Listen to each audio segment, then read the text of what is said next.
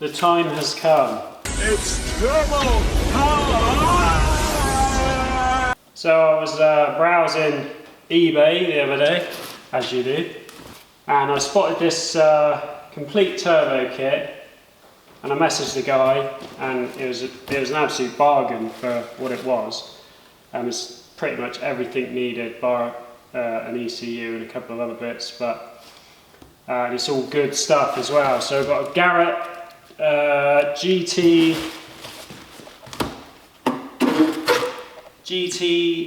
2560R turbo, which, after doing a little bit of research, is supposedly the one to have.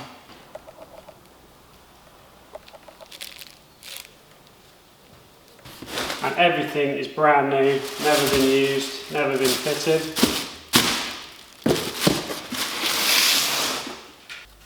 Got Kraken manifold and downpipe.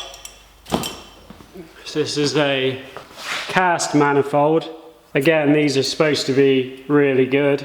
I think a cast manifold is a better idea, just because tubular stainless ones are so prone to cracking, even the really well made ones. That should be less prone to cracking, so keep it reliable. That was one of the reasons I didn't really want to go down the turbo route to start with, is just reliability. But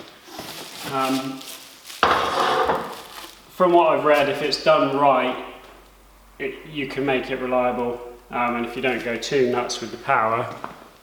So that's the plan. So we've got turbo manifold, downpipe.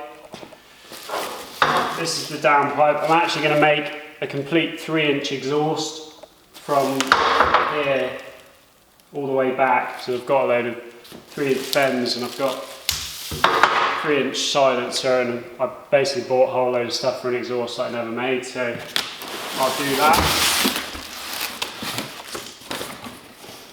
In here we've got a complete set of boost pipes and everything. I'm not sure these are actually really going to work, because obviously this is all designed for an MX-5.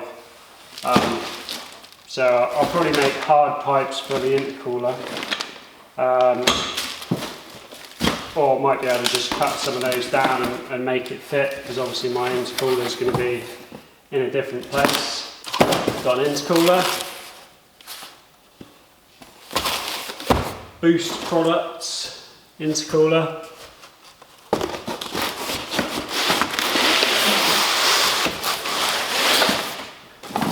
air filter,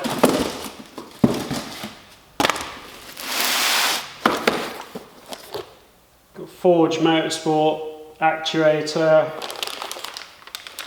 set of injectors, bigger injectors, an electronic boost control valve, some various manifold studs, air intake, temperature sensor, a Forge Motorsport dump valve, and then in here, set of Polybush engine mounts. This is a coil pack conversion, sorry, a coil on plug conversion. That's actually a Toyota coil plug thing, and there's a little conversion loom in there. Not really sure what the benefit of that is, but I'm sure there is one.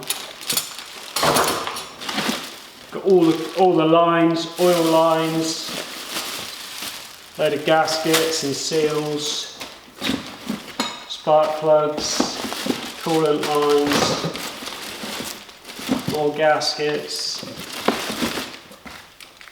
oil hose fittings, the outlets for the turbo, more fittings,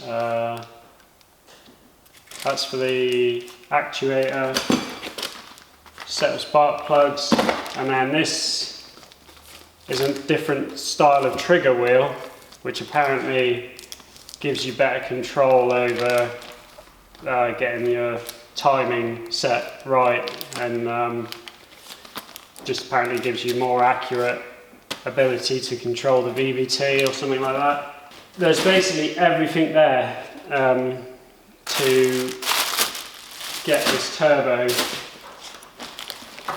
bolted on, and it's all really good stuff, so we should be able to make a nice reliable turbo setup. It also came with a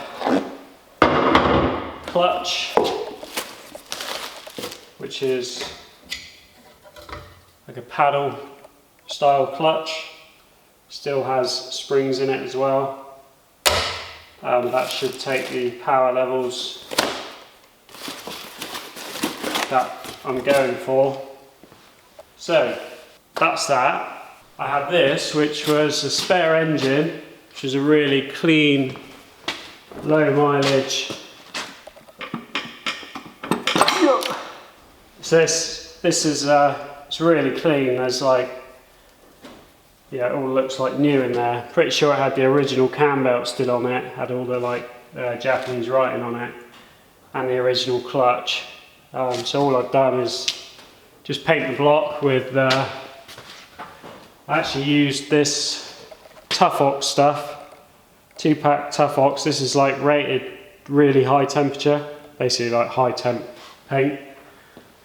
So mixed a bit of that up, just painted the block. I've got the sump off because I need to put the oil drain into here somewhere. You basically just tap and bolt it in, but it's quite thin, so I think I'll probably actually weld it in. I think it will come through about there. You've just got to make sure it doesn't catch straight behind the windage tray, which sits under here. So yeah, that's that. I've got a new cam belt, new water pump to go on. So I'm definitely looking forward to seeing what that car goes like with an extra 100-ish horsepower. I think it's going to be a bit of a beast. Got something else interesting over to my right here, if custom mopeds is your thing.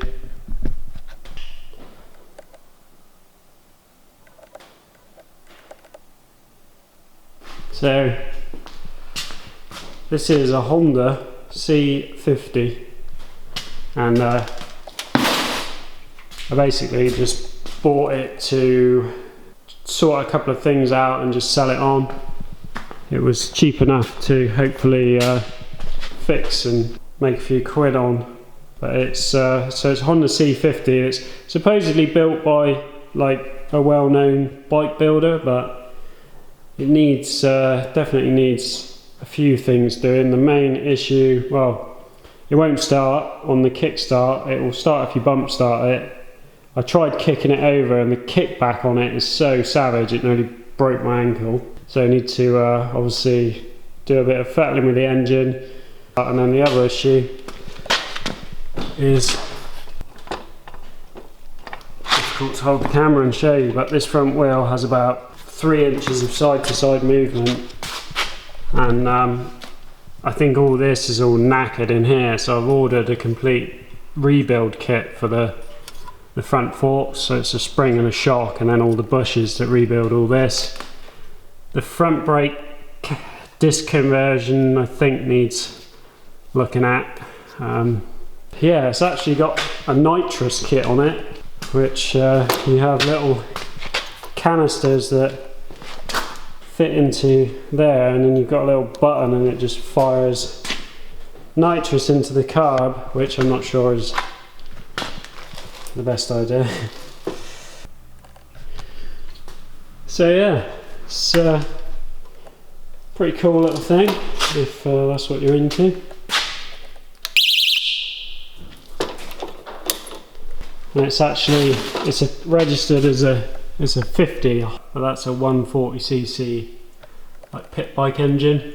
So I'm sure it does motor along quite well, but yeah, I'll be getting that sort of running and riding and then selling it on. So if that's your cup of tea, drop me an email. That's gonna be it for this one. Cheers for watching. See you on the next one.